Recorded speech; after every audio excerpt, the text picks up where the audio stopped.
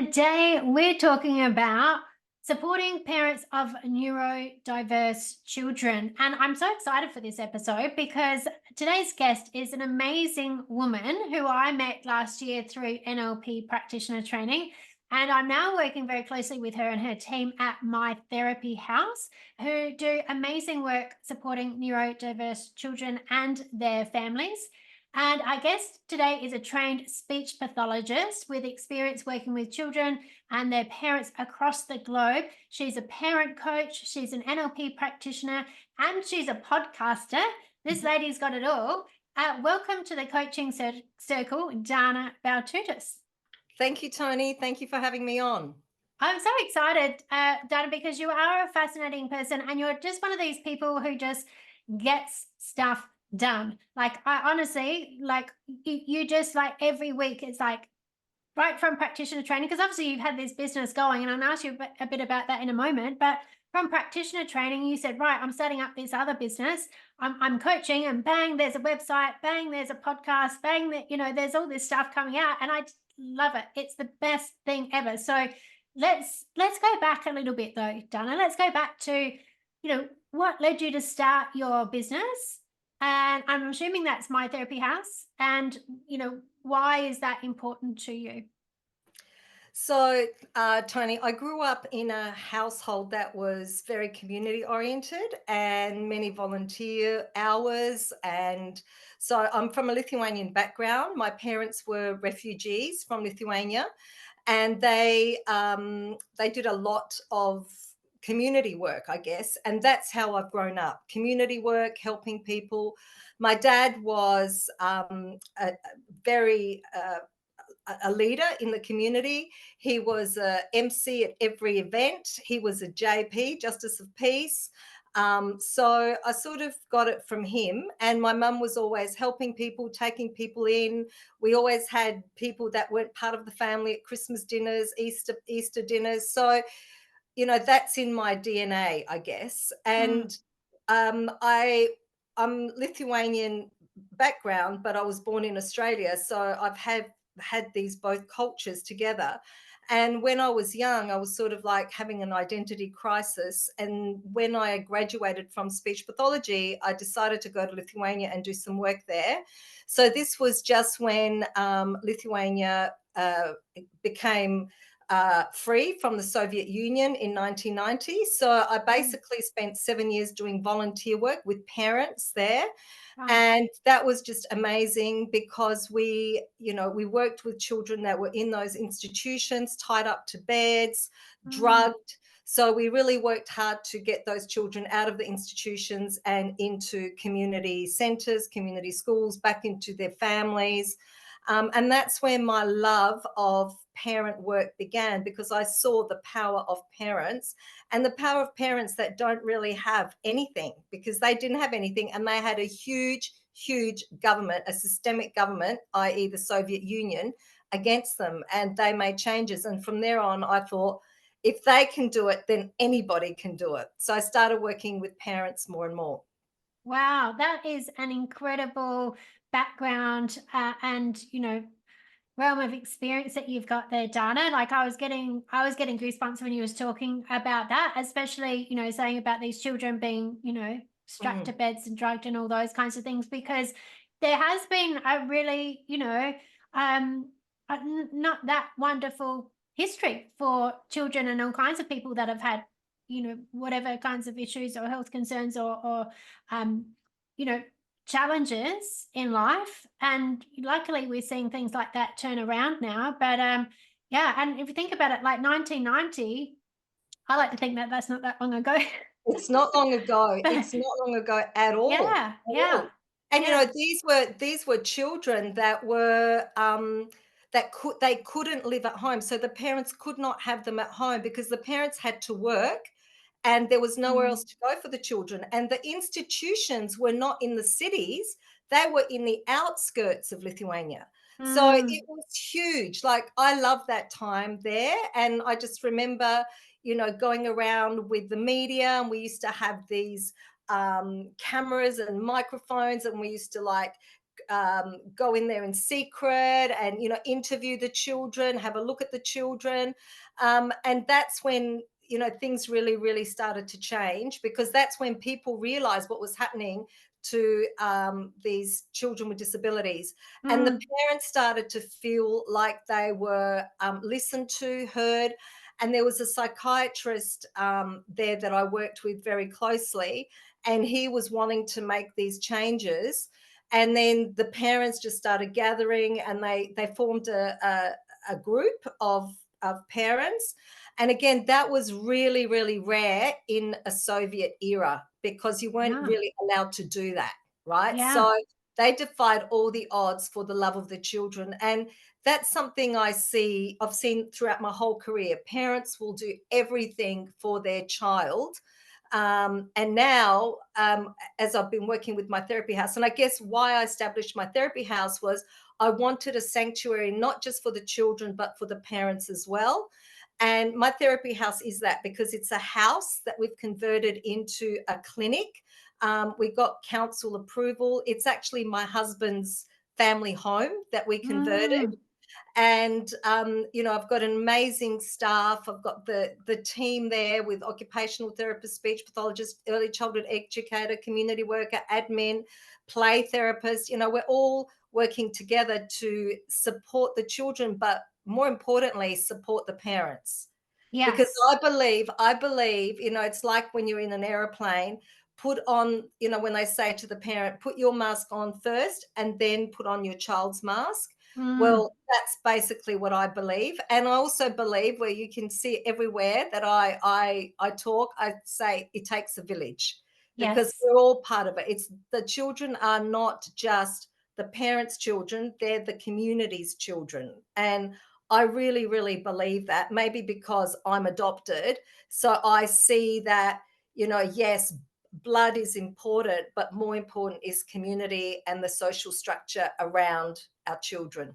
Yeah, I agree, Dana. I think that's incredible. And when you were talking about that, sort of going in there and sneaking around to, Mm, get the word out and things, it reminded me of I don't know where I saw it, but it was just recently. I think it was something I read, and I was saying about, there was a classroom, and the teacher was at the front of the classroom, and they put a fish, like flipped a fish out onto the floor, and it was just flipping around on the floor. And they left the room. They said, now everyone stay in your seats. You have to stay in your seats or you'll be in trouble. And the kids are sitting there and they can see this fish flapping around. And then like one little girl gets up and goes and picks up the fish and puts it in the tank. And they were like, oh, you're not allowed to get out of your seats. And but the moral of that story is to do what's right, mm, even if sometimes you're breaking the rules, mm. And because the rules change aren't really, always the thing. yeah, Yeah. that's right. And change really starts, I said change starts with me. I did a dissertation about change starts with me when I did a master's in London. And I really believe that everybody is a conduit to change. Yeah. So if we don't step up and we don't work on ourselves and we don't do the personal development, then we can't expect everybody else to be doing it. So really, we need to, of course, we need to help other people, but we really need to help ourselves first, and then we can help others. We can be in a better position to help others. Yeah, I love that. I love that. So, Dana, I'd love to know, because obviously, I'm a big fan of NLP, being Yes. training it and using it for quite a few years now. And I love the fact that the thing with NLP is that it very much uh, supports any other modality, and just in how we think and how we communicate and different things like that. And I think, I'm also one that always says, not all learning comes from one school. You can learn from different places and bring those things in together. So I would love to know a bit about, how you found because like you said, you've got in there speech pathologists and occupational therapists and play therapists and, different types of support people in my therapy house. How have you found that you've used NLP to come in and, I guess, enhance what it is that you're doing? Wow, I think NLP is becoming part of our DNA now. We practice an approach called DIR floor time, which looks at individual profiles. And NLP also looks at individual profiles. So it really marries into what we're doing and what we've been doing up to now. I think before I did NLP, a lot of people would say, "Have you done NLP? Have you heard of NLP?" And I'd heard of it, but I really didn't know what it was about. And I said, "No, not yet." "Oh, you should do it. You should do it." And so last year I thought, "That's it. I'm doing this NLP. I'm going to see what it's about." And once I started listening to the tapes, as a speech pathologist with language and, looking at all the visual acuity, sensory acuity, I thought, oh my goodness, this is amazing. I really can understand this stuff, right? And that's what we're always thinking about anyway when we're looking at children. What are they saying? Because a lot of the children that we communicate, that we work with are early communicators or are non-speaking. So for me, it was like, wow, this is even better. This is amazing. So I just remember coming to your workshop, and like, just when you opened your mouth and you said, "This is the physiology of excellence. Are you in cause or are you at effect?"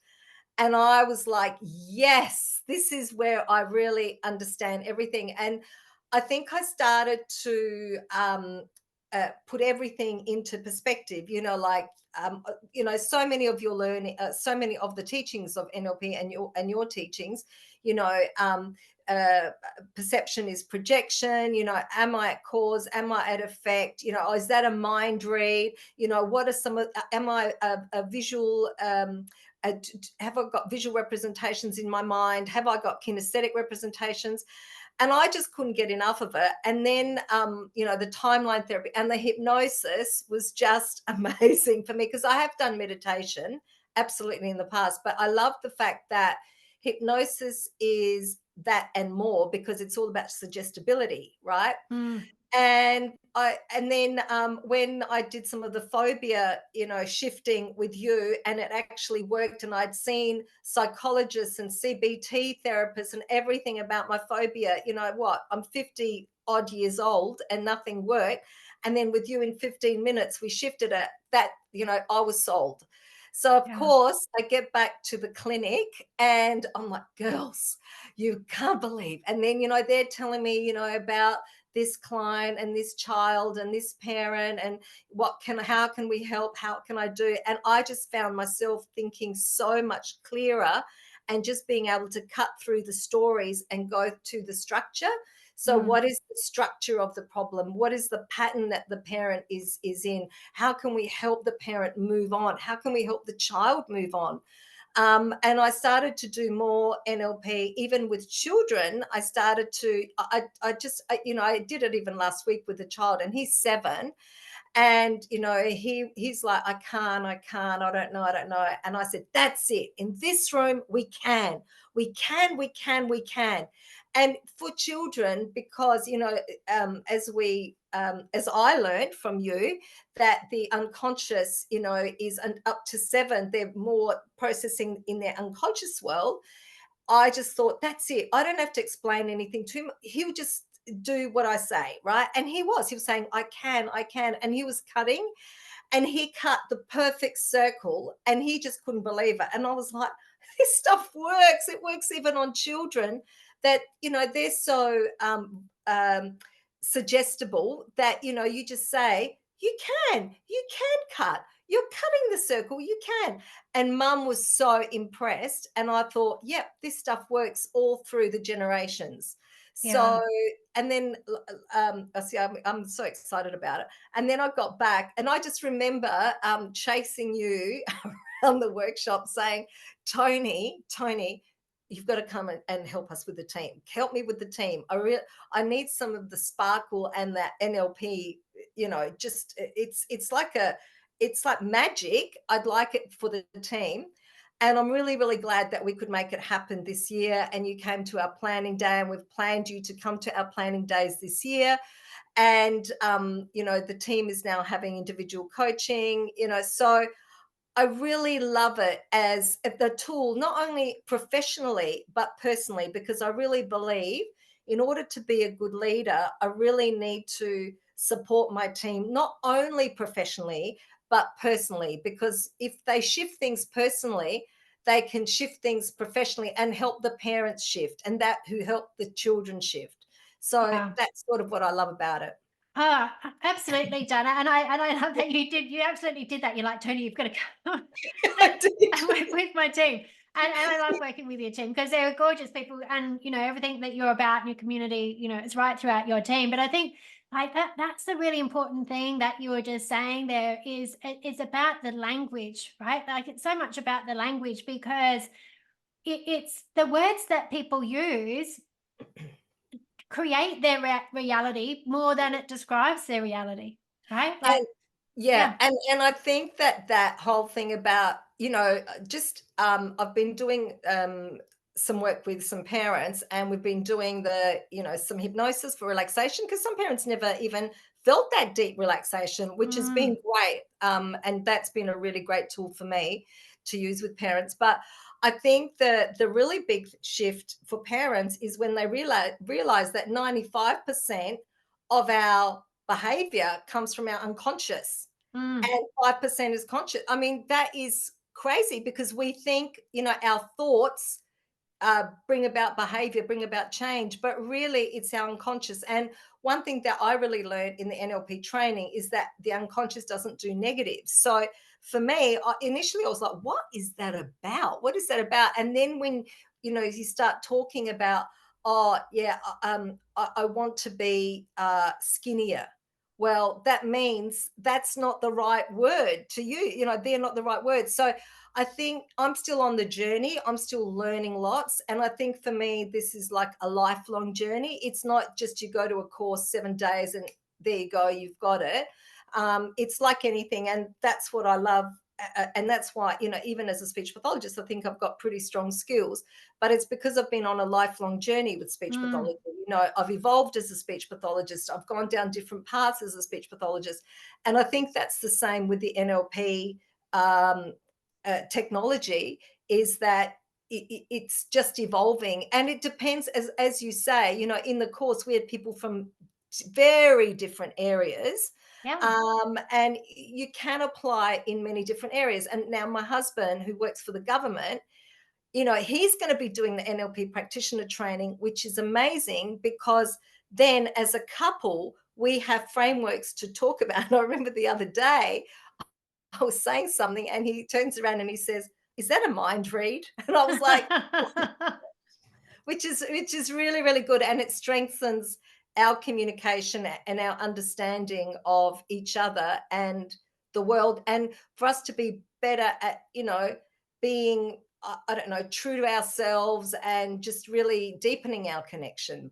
Yeah, I agree, Dana, and I think that's one of the big things that people don't realize until they do this kind of training is that, yeah, often people think, yeah, I'd love to come in and learn these skills and have better coaching and communication skills to work better with my clients, but it's actually the personal development that people get that blows their mind the most. And I'm the same as you. My partner has done NLP training, but he works in construction, but it just sets that framework of communication and understanding that makes such a difference. But the other thing that I really loved you saying there as well is about how you help your staff develop personally as well. And this is a really key thing because in any business, the success of the business depends on the people in it.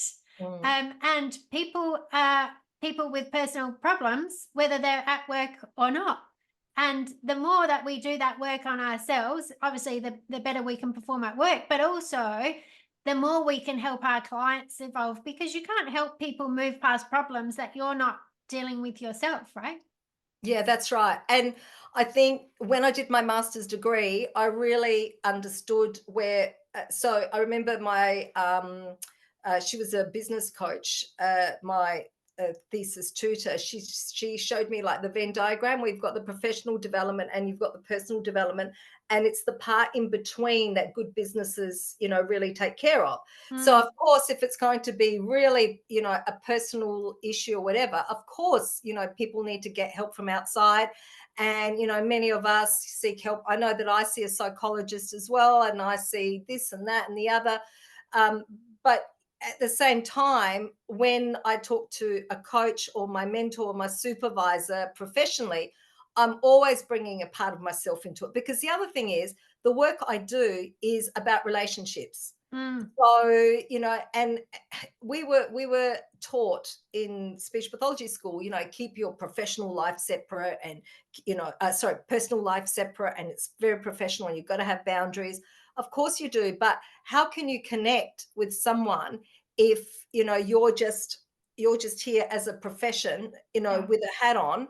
You really need to bring part of yourself. You are the tool of change. That's Mm. what I believe. Yeah, yeah, absolutely. I believe that as well, Donna. Yeah, definitely. So Dana, I would love to know. So, like, we spoke a bit about My Therapy House, and you've got a great team there that's working with children. And I touched on briefly how you were like, okay, now I'm doing parent coaching. And you've always been doing a bit of that, but you've sort of moved into doing this as a bit more of a structured process. And so tell me a bit more about, parent coaching and how you feel that really helps your children, essentially. So, like I said, like if the parent's not wearing the oxygen mask, then the child won't. So that's the very first thing. Mm, And I see with a lot of parents that come, they've got their own anxieties, their worries. Doctors have told them certain things, teachers have told them certain things, and their family members have told them certain things. So it's about getting them to trust their instinct, because a lot of parents come, they know in their heart that their child will be okay. They know, mm, they will be okay. They know their child will be okay. However, all these stories of other people come into their minds, and then they cause doubt.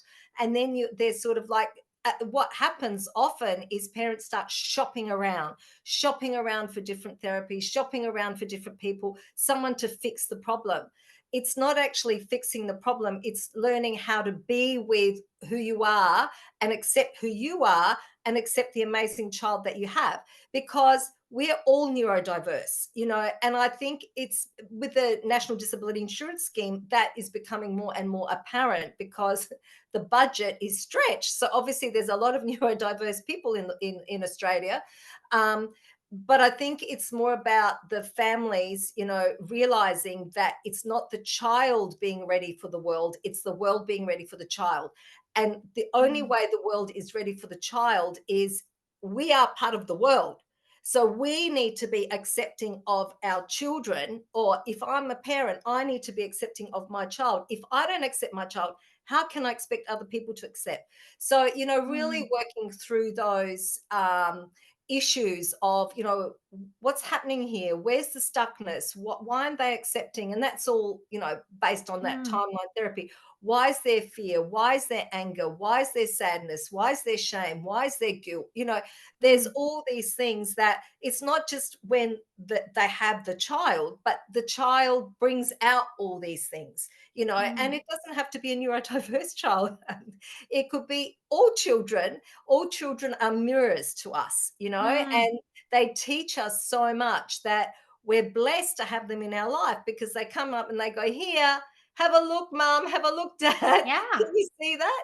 And, yeah. that's quite confrontational, but it's a blessing as well, because people that some people may have never had that opportunity. So I see it as, if you feel like you need to do personal development on yourself to be able to stay with the angst, or the, I don't know, the discomfort of having a child that's different to someone else, then that's a good thing, because the Mm, more you're able to stay, the more you will be able to integrate yourself with the child and the child into the world, and the world will definitely be more neurodiverse than it is now.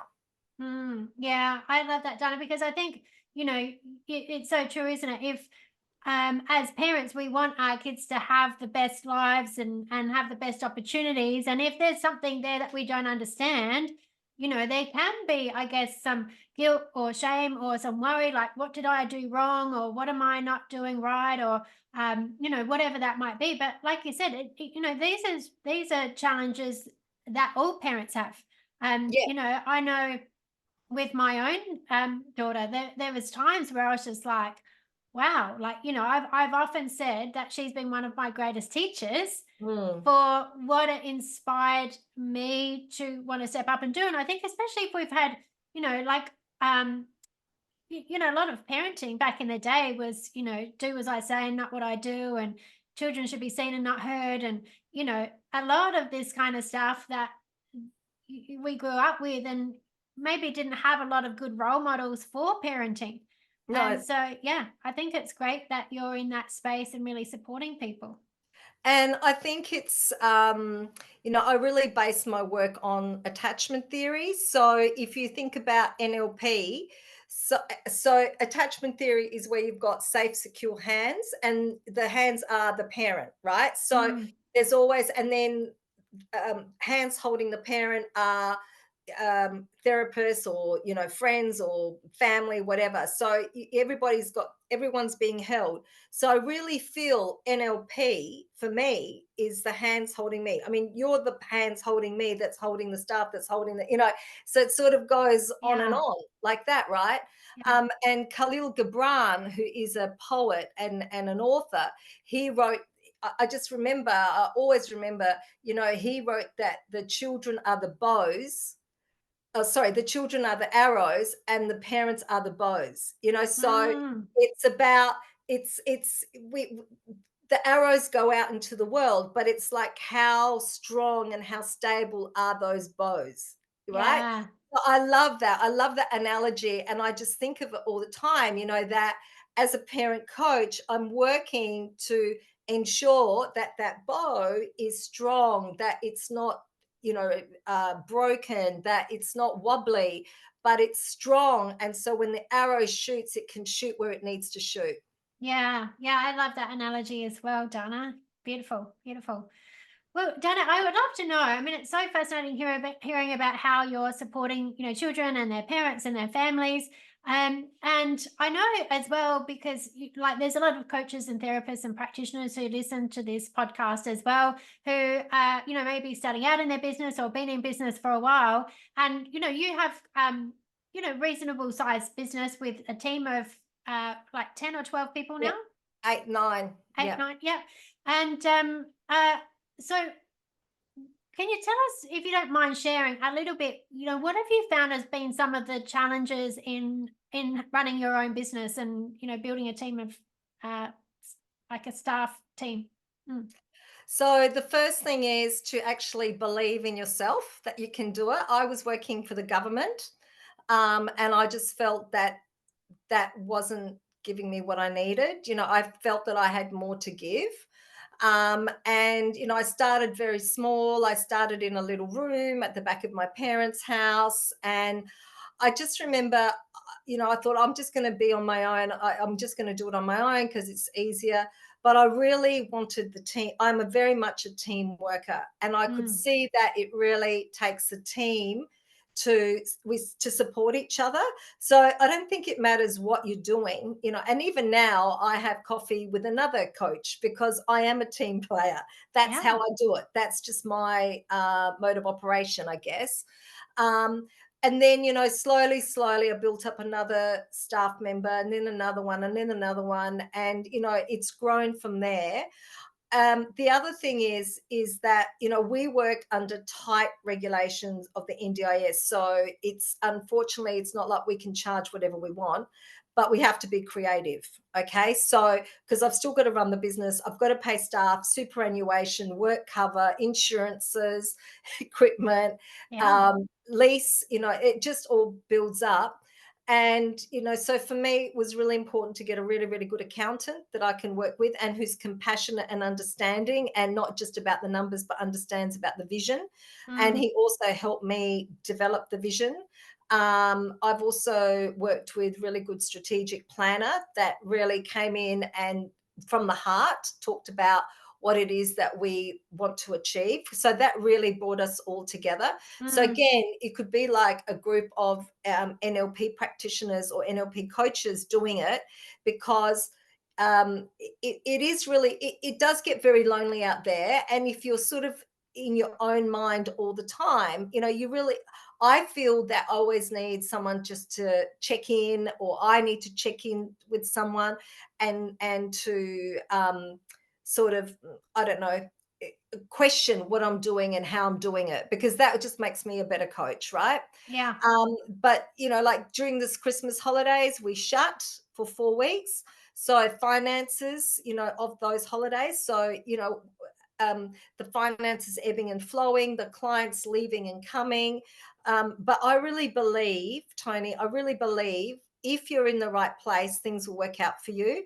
So for me, I've been really, really lucky, or I've been open, and I've attracted really great clients, really great staff. Yep, clients may leave. And initially, I remember when the first two or three left, it was like, oh my gosh, what have I done wrong? We've done nothing wrong. It's just Yeah. that that's their journey. So now I almost encourage clients to, go, if this is not for you, go and see what else is out there. I met, doing this podcast, I've been actually interviewing some of my clients, my ex-clients that I had, and their Mm. kids are really big now, right? And they've Yeah. come out on the other side, and they're amazing, and the families are amazing. The parents are really just looking great. And I just think, wow, this is, the way it's all worked out and the circle's gone around. Now they're helping me, with the podcast Yeah. and telling their stories for the other clients that are coming through, the other parents that are coming through that are still in that very much that exploration stage, or that, Where do we go? figuring out. Yeah. Yeah. So the cash flow is difficult, but look, really, at the end of the day, I'd rather be just happy with my work than I'm not working for the cash. I'm working for, it's like a vocation for me. Yeah. Yeah. And I love that, Dana. And I think, you said a really couple of really important things there around, working with an accountant, working with a strategic planner, because the fact is, when we're in business, and especially if you've got staff or even for yourself, you need to make money. You need to get paid Mm, out of it. That's, as much as we would love to do everything for free, unless you've got some other source of income, that's what you're doing there, right? And but I think what you're saying there about knowing the numbers really well and having that vision, and yeah. knowing that it's a long game, right? It's a long game, and it's not just transactional. What can I get now? It's like, no, we're really contributing to something that I believe in, and having that planning to really structure it and see that through. And being open to whatever comes your way. So, we are really wanting another occupational therapist to join our team. We're really wanting this occupational therapist. We're trying to manifest this. But during this, we have landed this amazing play therapist, which Mm, that wasn't even in the scheme, but she is like an occupational therapist and more. So it's about being open to, yes, this is what I envision for the business, but if it goes down this route, we're okay, because we're still in the scope. Okay. yeah. I didn't envision that I really wanted, NLP training all this year. That wasn't in our budget last year, but we made it happen, because when I had a taste of it, it's like when I started DIR floor time. As soon as I had a taste of it, I was like, that's it. This is it. We're going down this way. So I think for me, I really believe, yes, it's about my personal growth, but it's also about my staff's. And I Mm, don't have contractors because of, for me, it's really difficult with the whole sham contracting. I've got to be really careful. I've got more, a control, if you like, and staff really know that I'm there for them. They are the asset of the business. People are the asset of the business. So mm. I really, put everything into, training my staff and taking care of my staff. Yeah, and I think that really shows, Dana. And I like what you were talking about. Oh, we wanted this occupational therapist, but we got a play therapist. And I think you can be open to those opportunities when you understand what is your purpose and what is your vision, Yes, right? Because yes, it's the bigger picture. It's like, okay, what are we trying to achieve here? This is what I think that I want. But if something else pops up, or someone else pops up, does that still fit in my purpose and my vision? If it does, great. And yes. who knows what that leads on to, that's even better than what you thought. what's going to happen, right? And I think it's having the right people. So, it doesn't matter if you're working as an allied group, or a network, or a team or of staff. It's when I interview people, I think about, will you be able to have lunch with us? Will you be able to sit around the table with us? That is Mm, the very first thing. And it's so funny. That's the litmus test. Like, as soon as the interviewee leaves, we go, would we be able to have lunch with that person? Yes. Okay. yeah. So the next stage is, come in and shadow for 2 days. Come and see what we do for 2 days. And I think, look, I really want to have the NLP coaching business as a side on to my therapy house, because I really feel not everyone can stay on the floor for long, right? So, because our work is quite physical, so Mm, I'd really like the therapists with their skills and knowledge to be able to then be working more with parents. So that's what I'm trying to set up. It's that long game. So mm, for me, I think, okay, will you be able to change with the practice, with the business, and will you be able to adapt, because that's what we want. We want someone that's going to be, I didn't want someone that, as soon as I come back and go, oh my goodness, I've heard of NLP, and they go, what? yeah. None of my team did that, because they're my DNA, right? So they Yeah. were like, wow, we can't wait. Oh my gosh. Oh, thank you so much. And then they had the sessions with you, and they're coming back. Thank you. Thank you. I'm thinking that's really good. Because as soon as you have someone that's not your DNA in your group, it just starts to unravel things. And that's fine. They've got their own DNA to go Yeah. to. Yeah, absolutely. And that's, I can really see that. I know when I've run, the group workshop with your team, and even in the individual sessions, the enthusiasm that you have and the belief and the vision, and what they're all about, it just really shines through. So I think, you do that so well, Dana. Hmm. Um, and so I would love to know, we've talked a bit about challenges and things like that, and we've probably covered off this next bit a little bit, but I would love to know, what is the most rewarding part of having your own business and the work that you're doing? What is it that, really keeps you going when, maybe there are some days where you're just like, oh my God. Well, I've always said that I wanted to retire with people that I love around me, and that I love going to work because I love the people at work. Mm, And, like, I'm not retiring, but I love the people at work. I love their enthusiasm. I mean, I just listen. I sit at my desk and I listen to staff talking about the clients, the children. What's the best toy? What's the this? What's the that? Oh, should we try this? Should we try that? Oh, how are we going to support the parent? Like, I'm not there going, have you spoken about so and so? This is generated from inside, from somewhere deep, deep in. And, mm, lunchtimes we try not to talk about clients, but it just comes in, and people are laughing and they're joyful and they're celebrating, and I just feel the love of the staff for the people that they work with, the clients. To me, that's the joy. Like, I don't mm, need anything else. And mm, I always say to them, I want you guys to be, because I've been pretty well known in the sector, but that's not, to me, that's not important. I'm like, I want you to be better than me at this. Okay. I want the clients to come in and say, no, I don't want to work with Dana. I want to work with so and so. I want to work with so and so. Because mm. then I feel like I've done my job. And it's Yeah. coming. They want, the parents go, I don't like that lady. I don't want to work with that lady. I'm like, yes, that's so good. Not the parent coaching, but, in the client thing, because they Yeah. see that the staff have got that real commitment, and they're just really just loyal to their clients.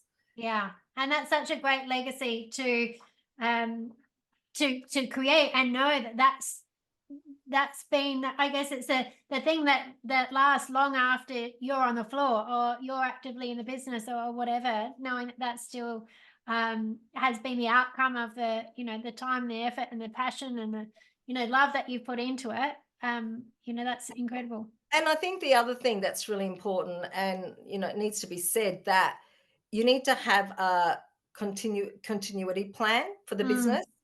So, like, if something was to happen to me or my husband, like, we've gone and we've got our wills redone, and we've got like testamentary wills, and we've got a will for the business, because each business needs a will as well. Mm, So, the lawyers that we went through, they said, yeah, you've got your will, but your business needs a will. So, what's going to happen if when you go, so it's not on hold?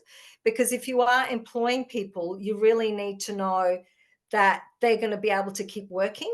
yeah. And then what is going to happen with the business? So, I want my staff.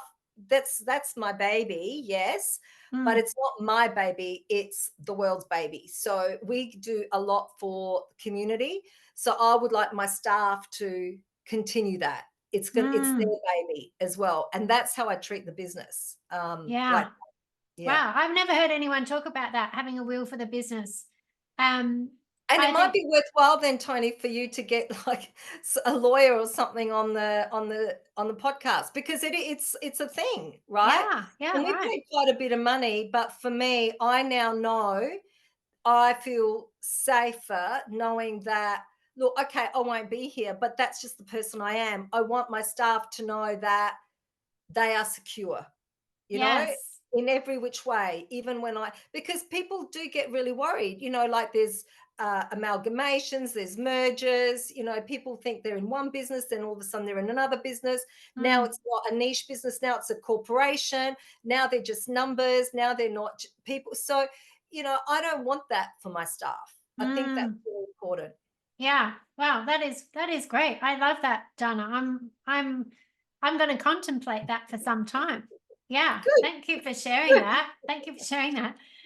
And Donna, I would love to know, because I know that we could keep talking all day, and we have previously spoken all day.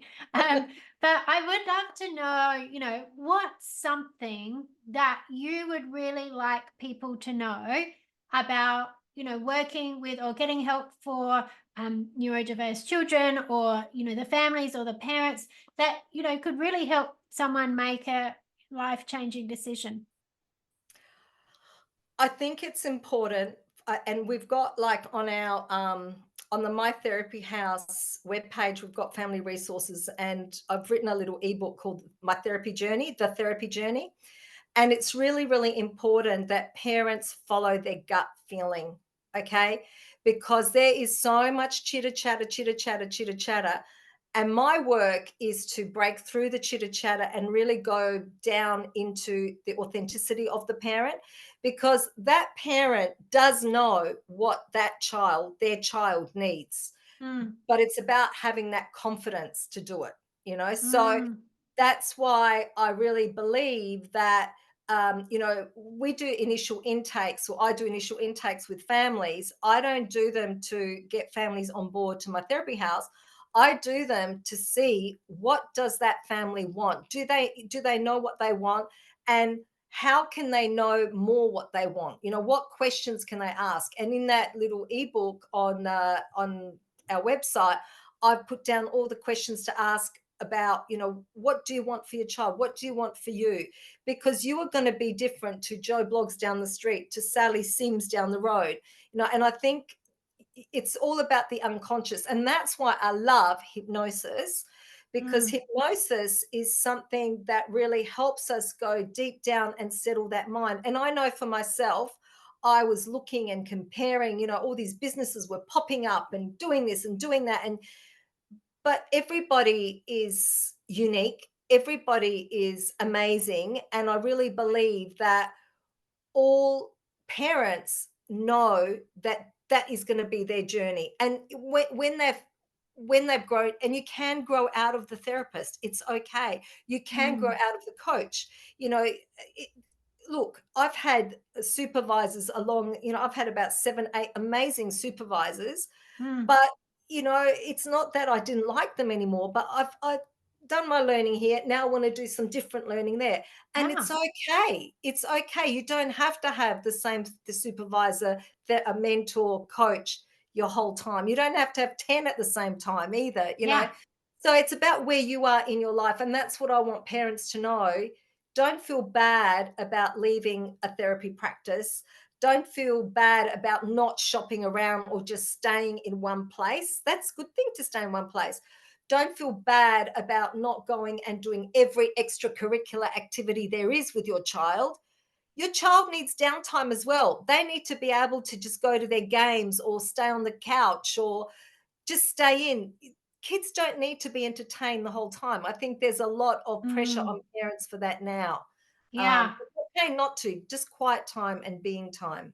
Yeah, and I think that is a big thing for parents. Like I know that even when I go to yoga classes, and there's some ladies that I see there, and I'm like, oh, I haven't seen you for a while, and they're like, oh, yeah, my kids have got this and this and this and Mm. this and this, and I just never have time to do the things that I want to do. And I think you do need to find that. Well, okay, you got to have some time for yourself, but also your kids got to have some time as well. Mm, Absolutely, absolutely. And I yeah, think it's so important in this really busy, busy life because what's going to happen when the child, they say, oh, they've got attention deficit disorder, or they can't sit still, or they get bored really quickly because they've not learnt it. That's like a yeah, muscle. That's a attention muscle we've got to train. So yeah, I think, yeah. and for parents as well, Oh because yes.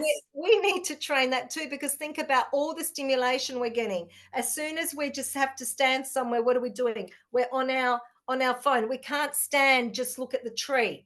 Because if we Mm, stand and just look at the tree, we think, oh, people are going to think I'm like Mr. Nobody. I've got to, you're not pretending, but you're just being busy for the sake of being busy, which is not a yeah. good thing. Oh yeah, that's a whole nother conversation with that. But yeah, I agree, I agree, Donna. So I'll put in the show notes, I'll pop all your links and things where people can go to your website and download that ebook. That sounds amazing.